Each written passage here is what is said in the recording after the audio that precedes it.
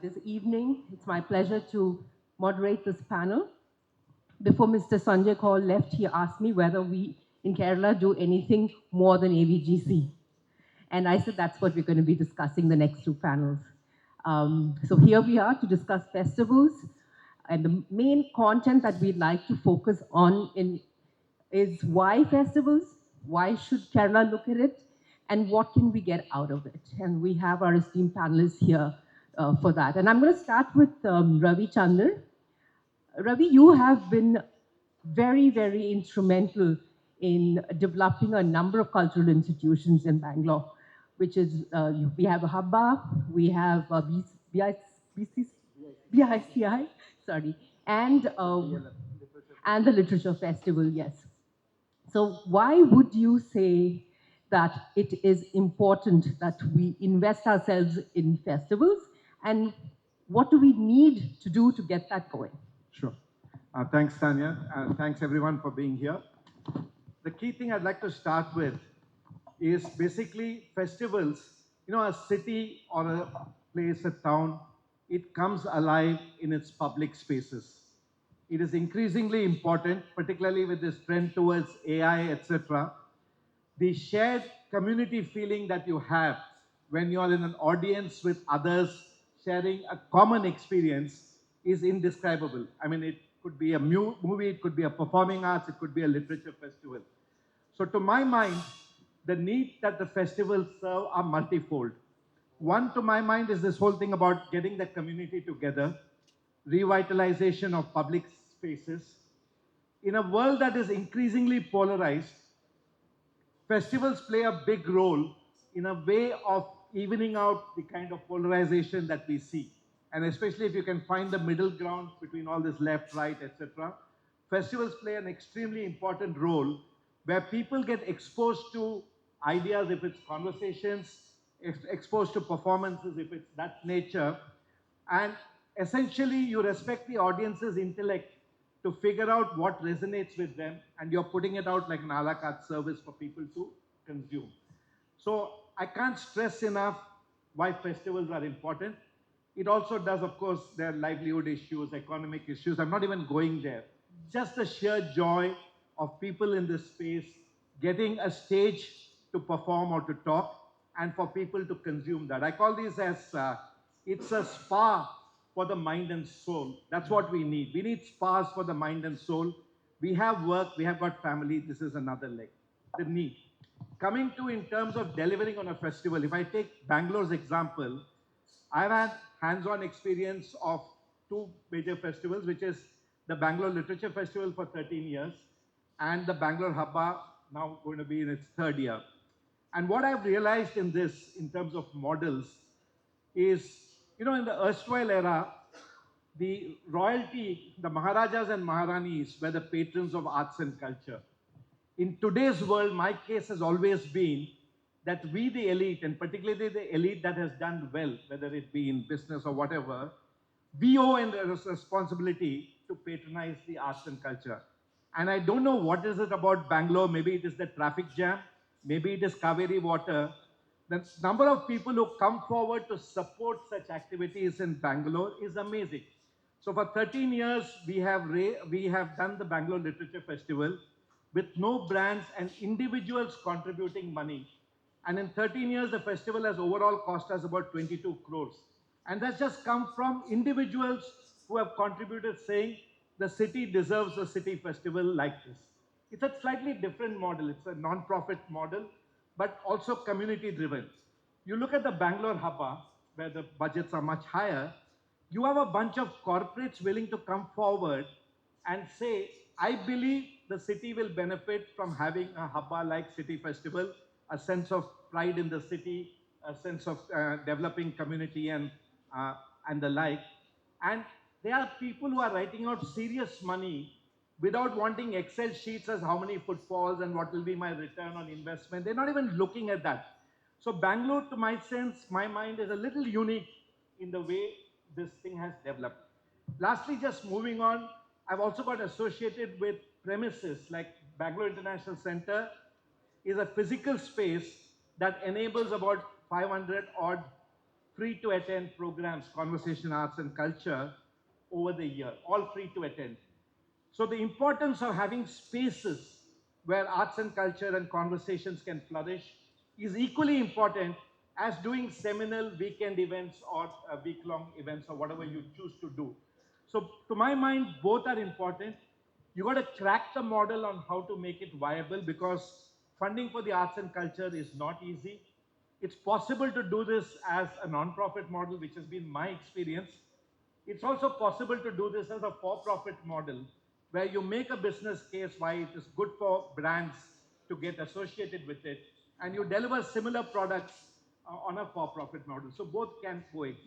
Yeah. But my personal experience has been more with non-profit for the greater cause of the We'll city. come to that part of it a little later. I'm going to go to Ravi DC, who's an integral part of the cultural ecosystem here in Kozhikode and in Kerala. Ravi, what is important for us as Keralites is what would you say is the ingredient that we need to make something like what Ravi Chandran is talking about?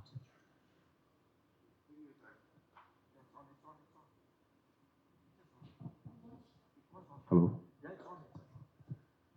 The thing is actually, we should have had the kind of festivals actually.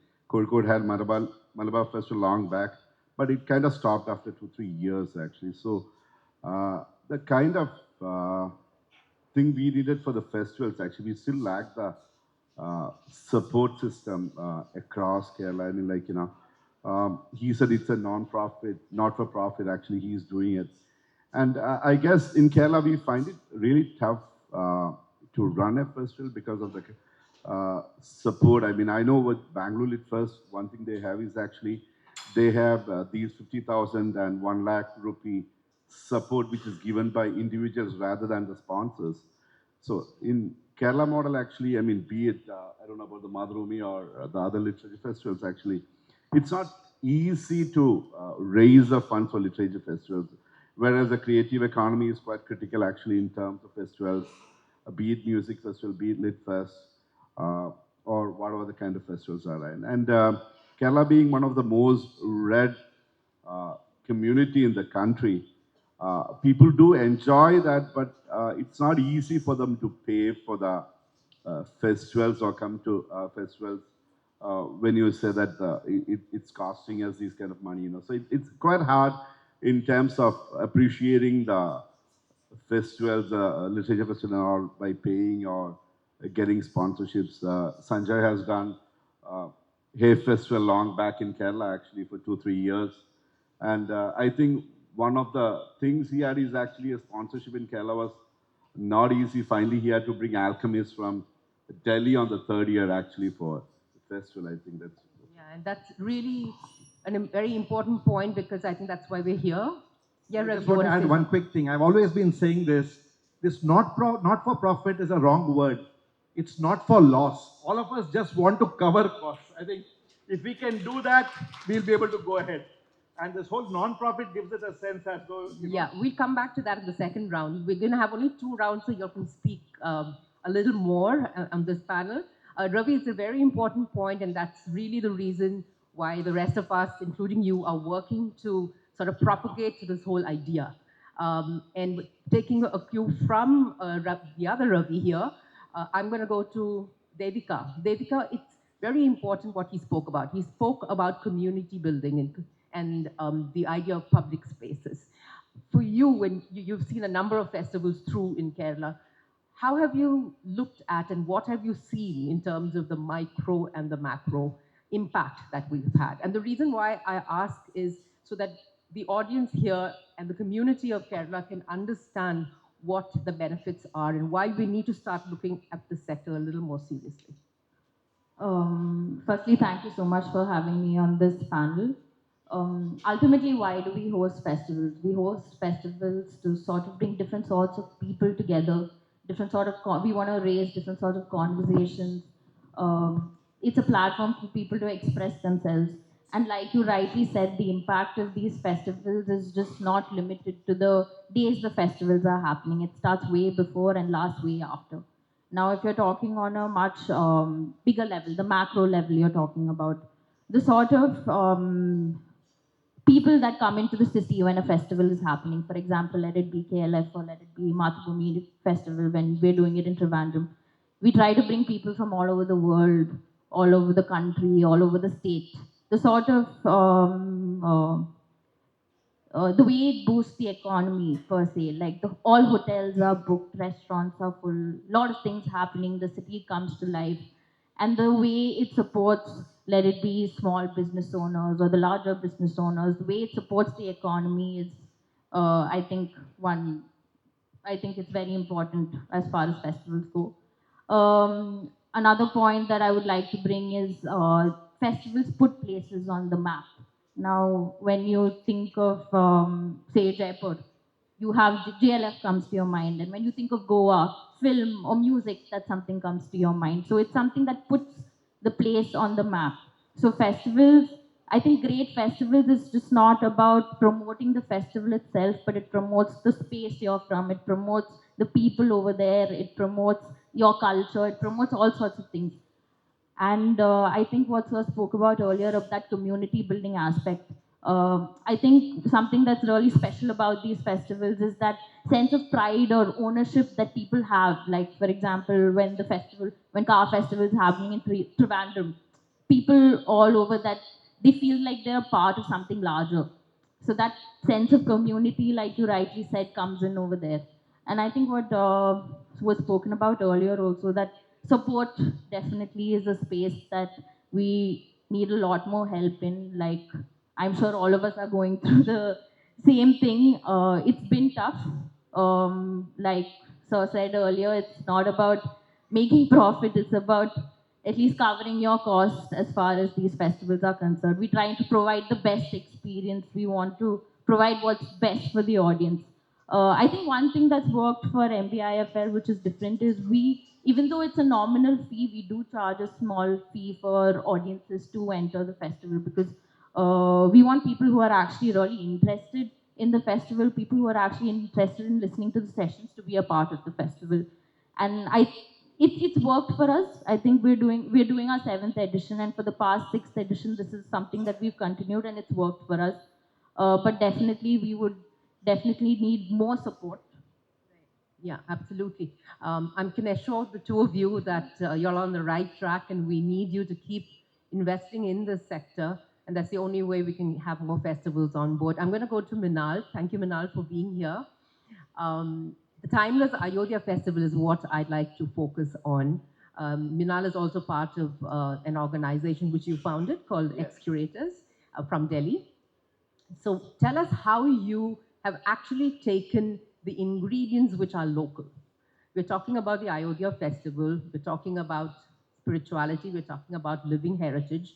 You've taken all of these and then you've packaged it. And here we're talking about something that could be a for-profit model, at the end of it. And we'll come to that the next round. And how did you make that a beautiful little product that sells Ayodhya, that sells festivals, and at the same time, you're bringing in community as well as an international audience. So could you kind of go through that? I mean, thank you very much for inviting Sonjoy and the whole Fiki team. Actually, I've been pretty privileged in terms of being working in the industry for about 13 years. So working on a festival like Mahindra Kabira, which is from this small city. I mean, not small, but relatively not the main metropolitan city.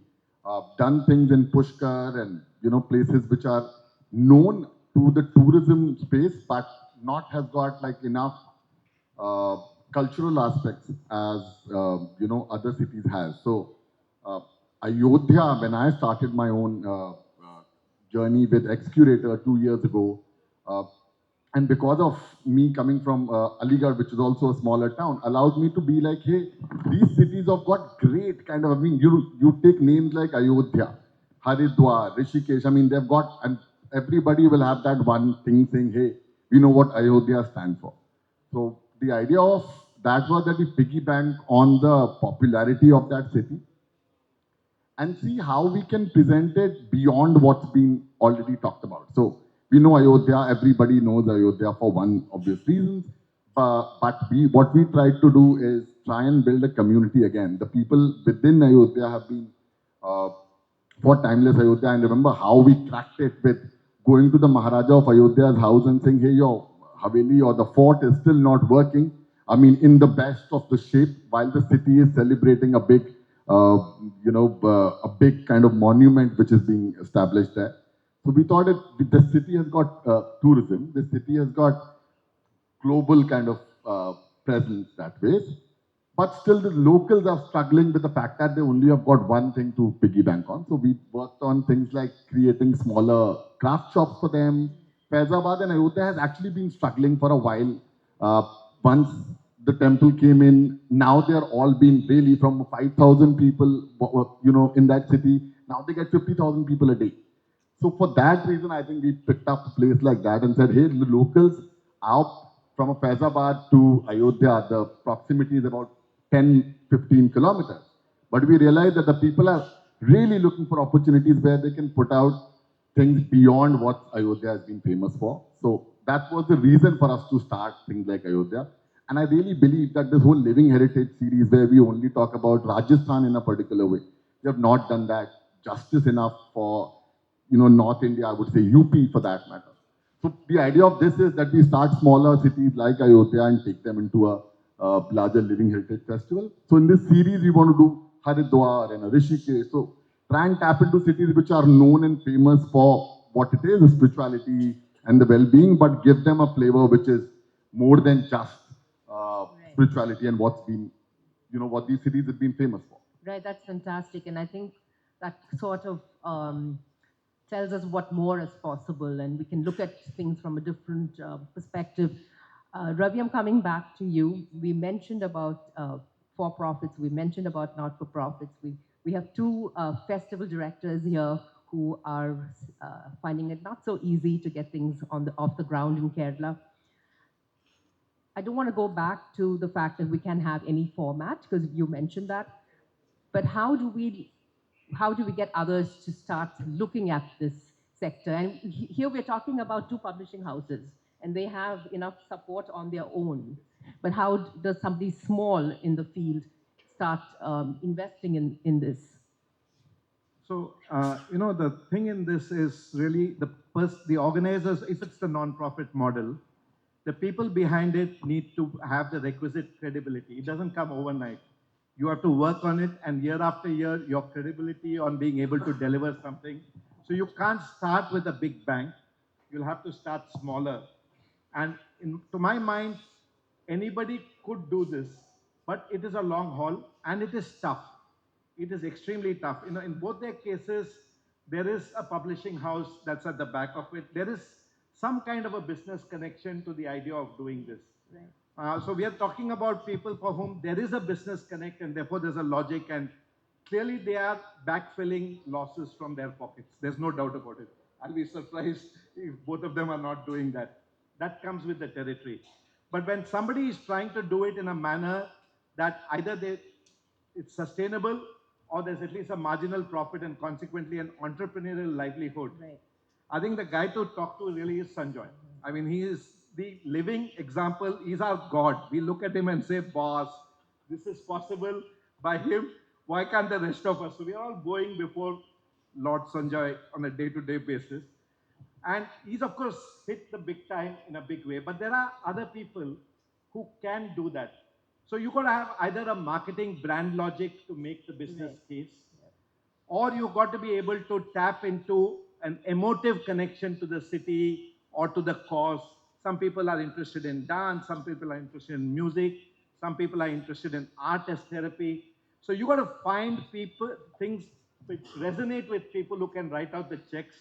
There is actually a lot of money sloshing around, but you got to be able to make the case as to why this is a good thing worth doing. And to my mind, that is the important thing. The other thing I'd like to just bring is the role of government. In everything that I've done, I've always gone to government and said, boss, just be the enabler. Don't be the 800-pound gorilla stopping us from doing what we wish to do. Just figure out what it takes to enable such things. I'm a great believer that the future lies in privately enabled public kind of festivals and institutions, with government being an enabler. They can be an enabler in terms of providing you public spaces where this can be done. They can be an enabler by giving you permissions that are normally difficult to come by. They can be an enabler by certain concessions that they can give, a waiver of fees or charges or some such thing. I think we need to find this ecosystem coming together, government as enabler, the private as being somebody who's charged up to do this.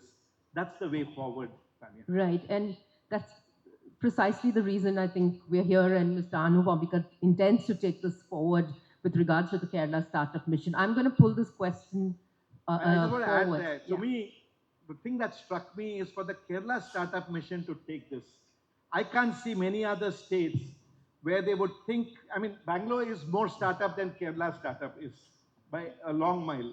But we have never got around to thinking that arts and culture can be part of that, even from a government, IT, department or whatever. Absolutely. So, I mean, kudos to the Kerala government and the Kerala system for, I mean, I think what Kerala thinks today, the rest of us come around to thinking about it much later. So thank you for that. Yes, yes. In fact, Mr. Anup didn't blink an eyelid when I went and met him the first time. He just said yes immediately. Ravi, can I ask you, as somebody in Kerala, and what he spoke about? He spoke about, the Ravi on your left, spoke about creating something with the help of the government and not an 80-pound gorilla that's, kind of looming over you.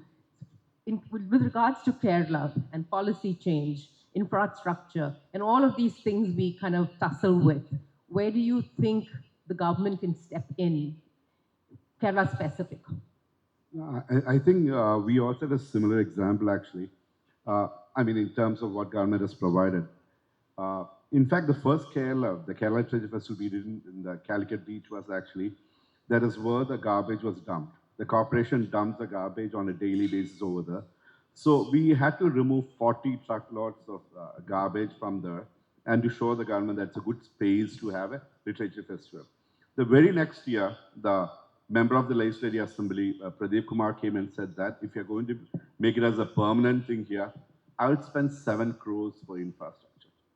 So what he has done is actually he has pulled all the architects, and he appointed about 3 architects to design who were part of the literature festival for the previous 2 years. So basically, that 7 crores of infrastructure was done over the 5 years actually to make it as a permanent venue. Now the beach is called the Kerala, the cultural venue. Now they shifted to cultural venue.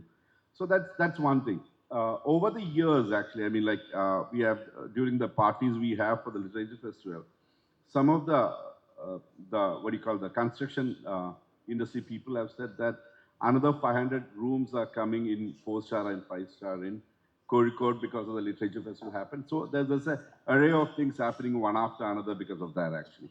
Our simple logic was actually Kerala has the best library movement in the country with about 8,000 libraries, and that was slowly dying down. Then we thought we will take those reading and all outside the library to a public space, thinking that we will get 50,000 people. But that ended up has more than 500,000 people over the years. So that's the kind of energy which the whole system has built actually. And the government is supporting, not by grant, but by giving all kind of other support, So you are saying we're on the right track, Yeah, and I the mean, government is Of course, I moving mean, towards like, Kozhikode has this history of, I mean, like, from the Vasco da Gama to the Right. 19 major communities coming to Kozhikode. Now, if you look at the Kerala, actually, last year we had about 38 registrations from one college in Kashmir. We had more than 400 registrations from Delhi. Right. We had 300 or 400 from Indian Institute of Sciences, Bangalore. So these are the kind of people, I mean, 65% of our audience is youth, actually. And they just come for the Lit Fest, actually, because Kozhikode is probably one of the best places to host such a thing, and it's welcoming more people. Absolutely. Devika, I'm sort of running short of time, so quickly moving on to you. This question would actually also pertain to Ravi DC here and his publishing company, but the question is to you. How can you tell those in the industry who may be here, who might be listening to this at some other point in time, and how they could use this for their branding? Because that is something probably why they would also invest in something like a festival. And I'm sure you've seen it. You've seen it in Malrabhumi. Yes, over the years, we've had numerous sponsors come in. It's about creating value for their brand as well. We're talking about partnerships, right? So I think the sort of value that you can create for the brand. It also, especially the sort of audience you're bringing in there, as long as they associate with the brand that you're bringing on board, it completely makes sense. But overall, it's for literature festivals. It's been difficult. We do host a lot of festivals like Mathrubhumi in general. We do host different festivals, not just literature. But with literature, it's particularly difficult because we're discussing all sorts of things. We're So not discussing just literature, because you Yeah. host a number of festivals, and it is a way to brand your mother company, sort of. Yes, Right? yes. So that's a reason why people could actually look at something like this. Yeah. So I'd like to talk about another festival Please that do. we do. So we host this other festival called Kappa Culture in Cochin, which we started 2 years ago. It's primarily an electronic music festival, something that hasn't been explored in Kerala before. At such a large scale. I mean, there are a lot of other electronic gigs going on, but but a festival of such a large scale never before. The sort of audience that we bring in over there are primarily from the age of, I'm not only talking about age groups, okay, here I'm talking about different sorts of interests because culture, we don't only focus on music, we focus on different aspects. Like we focus a lot on art, focus a lot on food, we have specific curators for each. We try to create experiences for art, food, games. We even bring in different sports like say skateboarding. These are the different sort of communities we bring in. And for brands that want to speak to these particular What about your audiences, brand? What about your brand? How is it supporting your brand as Madhubhumi? as Mathrubhumi, I mean, for all our verticals, say for Club FM, these are the sort of audiences that we're looking for through Kappa Culture. For Kappa, because Kappa as a brand, now we've moved on and we produce independent music now. I mean, this is our primary audience. That's the sort of audience we want to Right. bring in. So, in a very large sense, it's helping us. And MBIFL, we have a publishing house. We are talking to our audience.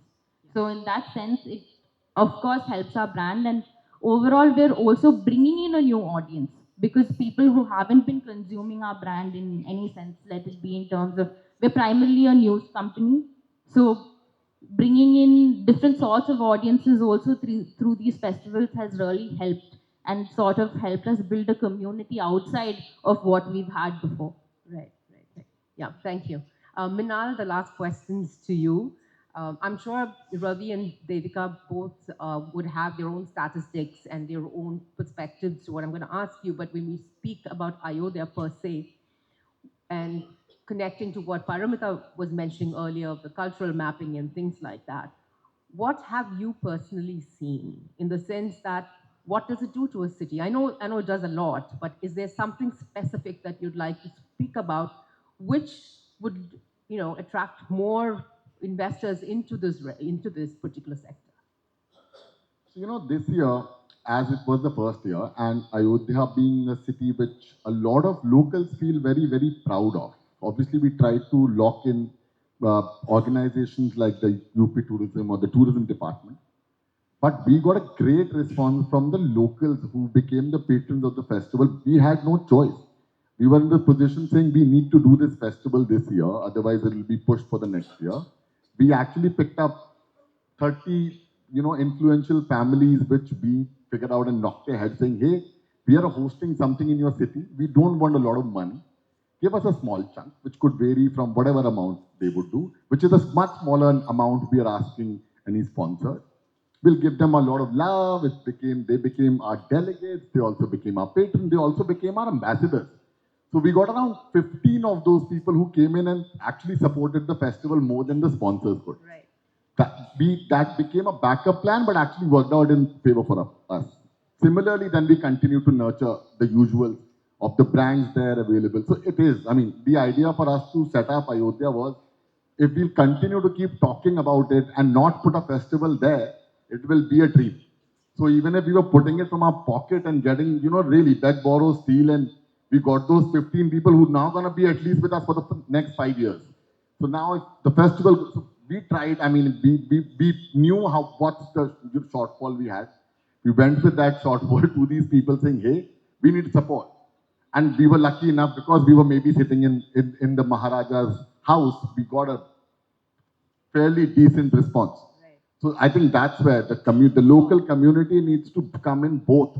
The person, I mean, who's making mithai or a little crafting also was engaged in the program. Right. But the people who could, like, big milk people or people who have got enough affluent, I mean, influence in the city, culturally they want to do something. And They actually had. this is what brings the soul into the whole Correct. process, right? Okay. Thank you, Minal. I'm going to open the it's open to the audience to ask questions. We have 10 minutes, so would anybody like to ask any of the panelists questions?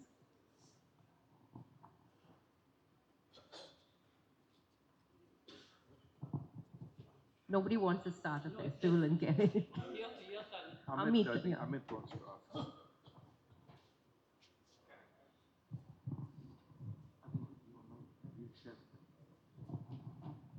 I don't have a question per se, but I have an observation, and also looking at, hearing you, Devika. You run a media brand, and you're running festivals. Both does feed into each other in multiple format. Uh, there is an outreach which you can give to your brand portfolio. There is an outreach which your brand portfolio can also merit from what festivals you're organizing. So, as a business uh, model, it works for most of the media houses. I mean, may it be Times Group or Economic Times. Economic Times may do business summits, and Times Group may be doing some other summits. They're all formats which help feed into a revenue generation model. Um, and taking from there and looking at from where we were discussing in morning, Ravi, about and you talked about profit or non-for-profit. In my judgment, I mean, I've been running a festival too, and I've been running a media brand. In my judgment, I don't think, and especially for the younger generation out here, I don't think any festival or any cultural initiative or any art and design initiative or any, when we're talking about economy, we have to be profit in it. And if you are talking about economy and we want generations to come in and we want artists not to become a swiggy person, he needs to see merit. He or she needs to see merit on why, how will he or she survive, and how will the economies of scale work out for her? How will that craft transfer from generation to generation? So all I want to say is that nothing can work if money is not being made. Money needs to be made. Nothing is for non-for-profit, and everything has to feed into each other. And most importantly, it's a question of how we can come together to do it. I mean, art and design or creative sector is the only sector where we can choose not to be a sweatshop. I'm sorry for most of the IT people here, but 99% of the IT we generate, we call ourselves an IT country, but we're a sweatshop. We don't have Facebook or Zoom or Instagram coming out of India. We are a sweatshop of all Microsofts and Apple of the world. But here, in creative sector, in creative economy, we don't need to be the sweatshop. We can actually be creator of original product and original IPs and original thinking, provided we come together and do a revenue generation model very, very tactfully. Why can't Kerala Startup Mission start a Kickstarter for creative community in the country where everybody talked about Kickstarter years ago? So these are just observational and saying that nothing can work without money and economies in creativity. Is easier making money than in IT. Yes, that's true, and that was my whole point. Yes. Dr. Venu, would you like to add something to it? I'm sorry for catching you off guard. No, I think the point has been made very emphatically by Ravi. I think the important thing is to find the right person with the right drive, who networks with the right kind of people, helped by the right kind of people in government. So, it's all a matter of things aligning your way. I know that Ravi had struggled in the initial bit, but look at the impact it has had on the city of Kozhikode. Now, Ka is building up another whole ecosystem in this. So I think I just want to salute the people who work hard to build these things. Now that these are success stories, we can talk about them. But I think a lot of effort and pain has gone into these. Right. Dr. Venu, also because you have been so familiar with the government, and Kerala Startup Mission is now looking at trying to bridge that gap. There may be one, which there is, of course, but would you have one particular aspect that you would like to highlight, or from, because you have been on both sides of the situation? We all come down to funding. Funding in one way or the other. We're not talking about doles. We're talking about creative funding for enterprises and festivals, which can actually provide that kernel, that nucleus around which these events and these projects can be built. Right. Thank you. Can I just add something to it? Sure, please. Yeah. I think, I mean, we all go to Dr. Venu's office and sit there and get things done at times, actually, because it's not easy in the government to get things done. Where we have the festival, we have multiple agencies who have to get up to that. So what I suggest, actually, like in the industry and the business, great if there could be a single window clearance system, at least for the approval of these agencies coordinating together. I mean, it makes a big difference, For Calicut, I think KLF has also been a catalyst for making the city of literature. But we have gone through a lot of issues, actually. I mean, when he was the tourism secretary, I had to call him every other day to get approvals from the DDPCs and from the collector to other things, actually. I mean, it's not easy for the creative sector to get the approvals as easy. It's not as easy as the industry or other areas. Actually, people don't understand why we are doing it, and and they're looking at it as something else. Actually, they don't. Most times, they don't understand why we are doing this. So it's like bringing a lot of people together. There's a lot of interactions happening. The economy gets really boosted. Actually, I mean, I know one shop in at the beach. Actually, he makes 80% of his money in the 4 days. Actually, when KLF happens, So they don't understand any of these. Actually, that's where the single window clearance also has to happen in this area. I just want to respond to Amit's point. Clearly, money is required. I'm a believer that market needs to work. But the question is, how do you make it work in the arts and culture thing is really the question to be answered. In my head, philanthropic money or people with their heart in the right places or corporates with their heart in the right places is a necessary condition for the market forces to operate, for the creative economy to do better. As pure this thing, as a pure commercial play, it's going to be a long, long way off before we get out there. So I really think that, because even if you take education, for example, the Stanfords and the Harvards of the world, they all were built on philanthropic capital. And therefore, in fact, I'll just share a quick experience. This was about 5 years ago. There was a day-long thing, Bill Gates has the giving pledge that they will give 50% of their wealth. So the entire, that group was in the room discussing about what to do in Bangalore. And 3 of us who run institutions for arts and culture, the Museum of Art and Photography, the Science Gallery, and the Bangalore International Center, in a whole day discussing poverty, livelihood, health, education, and our problems, I think, we each got 3 minutes to make our case to this group why they should fund arts and culture. 3 minutes each to a group which has phenomenal money. And the challenge for all of us was to get through to this group saying, boss, give us the change. That itself will make this group, this sector flourish. We are not looking for the serious money, just the change. Just bring it into your collective consciousness to give out here. So my case really is, it will be important to build a coalition of like-minded individuals and corporations, etc., who get this philosophy and get a sense that arts and culture is as important as the other problems that face us. My own limited interaction with these people, you make the case they are ready to open the purse strings, but you have to invest in that effort. That's my point. And yes, artists need to be paid. And coming to this whole thing about the next generation going into the kind of work that the parents know, a dying art, etc., people who care for the dying arts to be retained need to find ways. You can't wring your hand and say, shucks, he's becoming a Swiggy or a Zomato person. If it really moves you, do something about making that person stay in the trade. It's like government did tradable development rights to keep heritage houses as heritage places. You got to come up with mechanisms which make it worth their while for the next generation. You can't wring your hands and say, I wish they did it, but my son and daughter will go to MBA colleges somewhere else. We can't be prescriptive about the others. You got to make it work if you care about it. Absolutely. Thank you, Raghu. Just Go one ahead. more thing, actually. Every year, the Jaipur Lit Fest, actually, at the opening, Sanjay makes a statement saying that art is also, or what we do in the creative economy is also business, actually. It has to sustain, it can only sustain through business.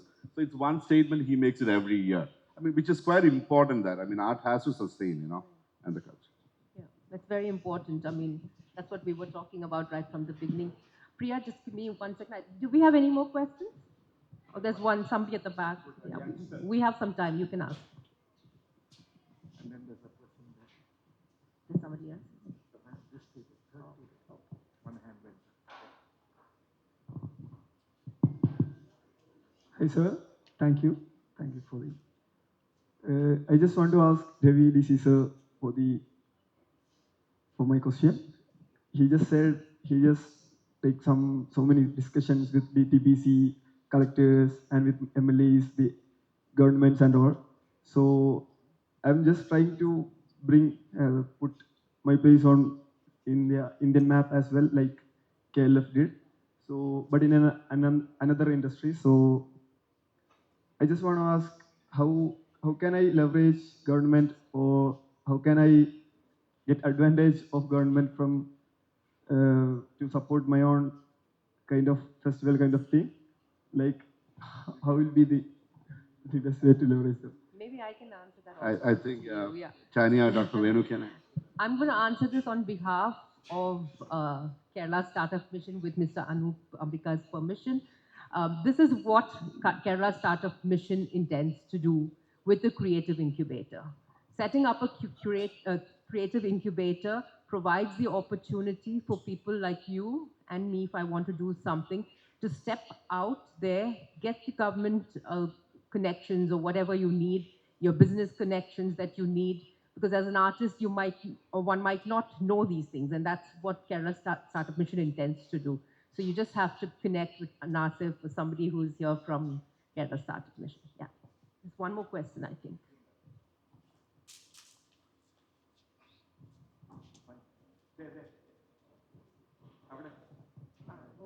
Yeah, go ahead, please. Yeah. So I do know Kappa is doing a phenomenal job with regards to the IP event space. But when you look at IP events like, say, Literature Festival and all, between the downtimes, how do you actually build that creative community? As in, if you look at Kappa, you're nurturing a discovery platform to identify new talents. But when you look at the Literature Festival, between the downtimes, between your annual events, what are the sort of things you do to actually sustain the ecosystem? Because if you don't sustain the ecosystem, you will have a drop in your attendance in the next year, or you're not building enough community for the next year. So do you do community building activities or a creative economy building activities in the downtime? Between festivals. Mike. Switch on. After you, I'll answer. If I could just come in while she sets the mic. There are two, three things. A place like Bangalore International Center, which is a physical space, is extremely important in stuff like this. I mean, Bangalore International Center also does festivals. They did a Karnataka festival. They have done other kind of festivals which are 3 and 4 days. But when you have a physical space, the idea of promoting arts and culture 365 days in a year is possible. And especially when you have a physical space, what BIC has shown, that you can cross-subsidize. So you monetize the space by renting it out to people at commercial rates, and you use the proceeds to be able to subsidize the arts and culture. So the same space is both monetizable from the private people, and at the same time can also promote arts and culture either at concessional rates or free. BIC, for instance, does 500 events free to attend per year. So that's one. Second, for example, if you take the Bangalore Habba, in between the two Habbas, you do engagement things like Habba in your park. So you go to local communities and create with local talent, etc., events in the park in local communities so that you keep the overall brand alive, but at the same sense, you get a larger sense of community by going to where the audiences are, As opposed to traditional festivals, audiences have to come to where you're giving the festival out, the place, wherever you're doing it, the beach or whatever. But can we even take festivals to where the audiences are, is another way to think about it. And maybe have 20, 30 such flourishing, decentralized kind of events so that there's a greater sense of community. I think you've got most of it. So, I mean, it's not that we do the festival for the year and forget about it till we do the next one next year. What happens is we also try to keep that engagement alive. Let it be in the form of through our socials, or let it be in the form of small activities or even small get-togethers that we do. We keep that community spirit alive over there. I mean, for example, the MBIFL last year, no, the one before that, we had a speech. We did about 100 speech series all over Kerala, right? Not right before the festival, a few months through the before the festival. So we have that constant engagement going on with our audience, let it be online or offline. And I mean, even we also have a strategy towards how we put our content out. So there's constantly content flowing out, and that engagement is definitely there throughout the year. So it's not that we forget over the year. I think we have one question more. Yeah. Hi, everyone. During the discussion, you said you not get a lot of support from DTPC, from the government, from everywhere.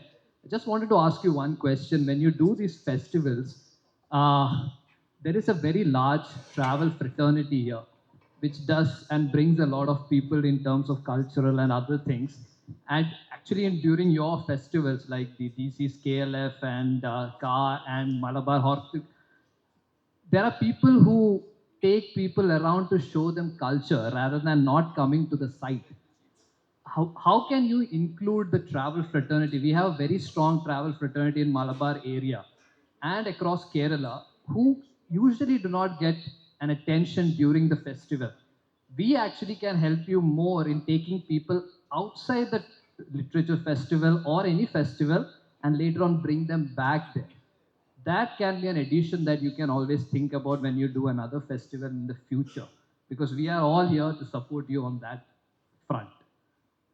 Absolutely, we will take that as a collateral to the KLF. We are doing in a small way actually for the speakers actually, but that can be promoted as for the audience as well. I mean, so it's a brilliant idea. We'll definitely be happy to associate. We have time for one last question. Would anybody like to? Yes, please, Maxi. Yes. We talked about philanthropy and talking about the corporates having the place, right heart in the right place. Why can't we take some hard measures like you have a CSR? Why don't you have a small percentage of CSR which can be nominated by the government, which is meant for creative economy? It is there. I think Mr. Sanjay Kaul is not there at the moment.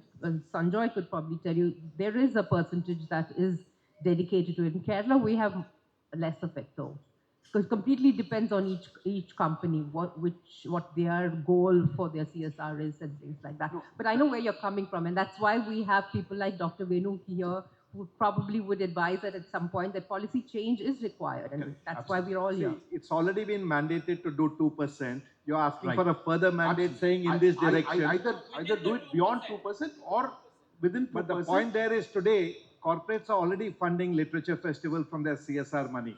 So, and the Schedule 7, you have to make the case, how does it fit vis-a-vis education goals, health goals, etc. Absolutely. You have to be creative in the way, you have to show them how CSR money, in fact, at Bangalore, we raise now a fourth of our money through CSR. So we have actually shown how CSR money can actually come for literature festivals. So you have to be creative about the way you raise money within provisions that exist. Of course, if the government mandates that so much must be spent, it's good. But just looking to government is not going to fix the problem. We still have 10 minutes left. Congratulations, you all did a great job by keeping time.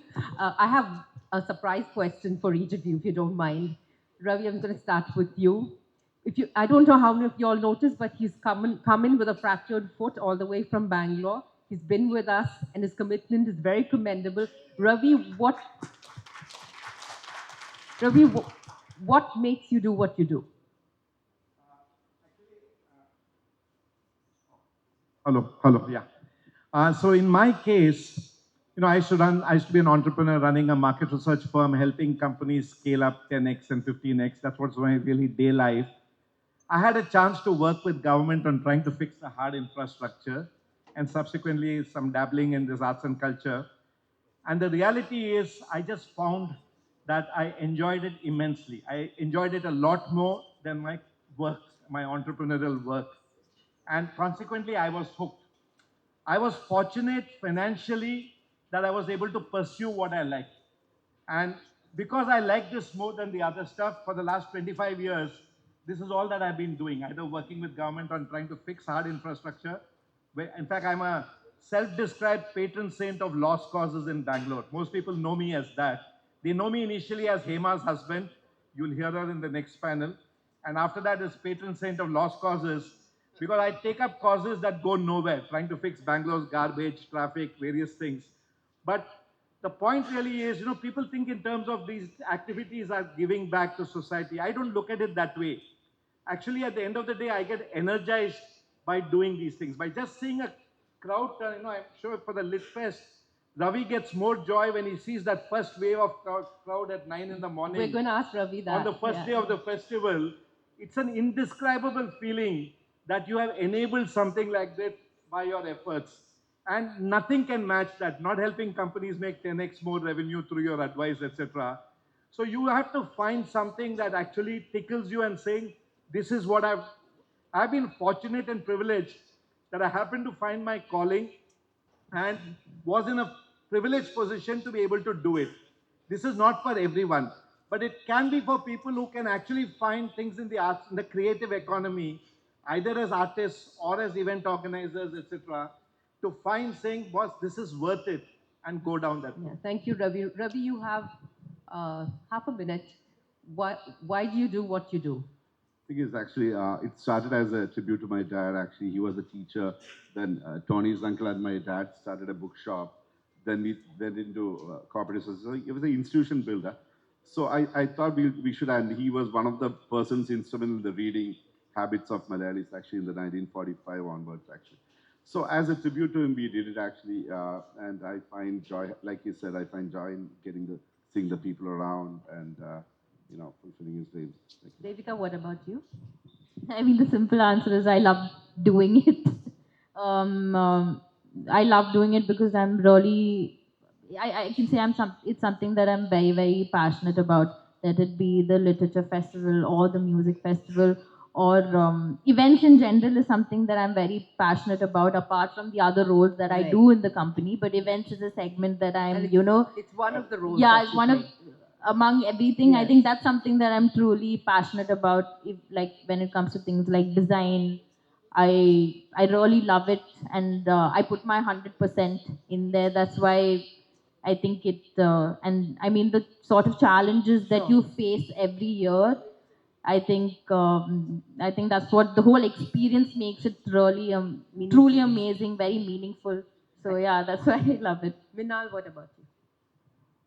I mean, we've been talking about limitations and issues and funding and all, but for me, when a festival established itself after the third year, that's when you see that big spark. Now, like, we see a Kabira or a Jaipur Literature Festival or KLF.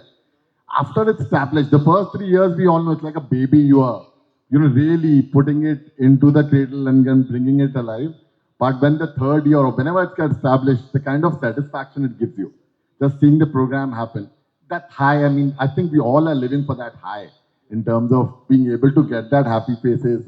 Everybody goes back happy and by a little bit of trying to preserve the living heritage of our country. So that, I think, allows us also to keep up. You. Yeah. Yes. One more thing I just want to add, for those of you who are thinking of getting into creative economy, either as artists or organizers or whatever, we are always told that follow your passion, do what you like, etc. is the kind of thing. I'd actually add a contrarian view to that. Get involved in something that makes you angry. Trust me, you're likely to be successful because in when you, let's say for example, the traffic affects you, you will do something about the traffic. If you are angry about the fact that there is not enough arts and culture happening in my town, you will do something about it. So I personally feel that sometimes you choose a cause which you're angry about and you're more likely to be successful fixing that than just following passion and heart, which is a nice thing to do. But going after what makes you angry is another way to look at it. It's a contrarian point of view, but think about it. Passion and fire, yeah. So we're going to close the panel discussion here.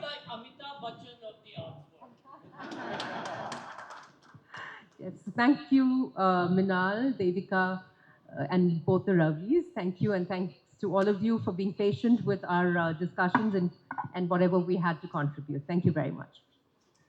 May I request Dr. Tanya to give a token of appreciation?